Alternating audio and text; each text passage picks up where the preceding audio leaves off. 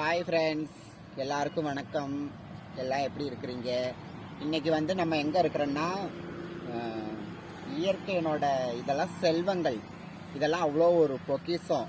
ஆவாரம்பூ, ஆவார இலை இதெல்லாம் அவ்வளோ ரொம்ப உடம்புக்கு எல்லாமே மருத்துவ குணம். நாங்கள் என்ன செய்வோன்னா, இந்த ஆவார இலையும் மருதாணி இலை, செம்பருத்தி இலை, செம்பருத்தி பூ, கருவேப்பிலை இதெல்லாம் நல்லா மையாக அரைச்சி மிக்சியில் அரைக்க மாட்டோம். ரொம்ப சூடாகும்னு கொடக்கல்ல ஆட்டுக்கல்ல அரைச்சி தலைக்கு வச்சு 2 மணி நேரம் 3 மணி நேரம் அப்படி வச்சு ஊற வச்சு குளித்தோம்னா முடி நல்லாயிருக்கும், உடம்பு சூடு தணியும். அப்புறம் ஆவாரம் பூவை நல்லா அழகாக அரைச்சி முகத்தில் போட்டு ஒரு மணி நேரம் வச்சு குளிப்போம். பருக்கள் வராது, எண்ணெய் பிசு பிசுப்பெல்லாம் குறைஞ்சிரும், சருமம் வறண்டு போகாது. இதெல்லாம் இயற்கையாகவே கிடைக்கிறது. இதெல்லாம் நம்ம பயன்படுத்தணும், அவ்வளவும் நல்லது.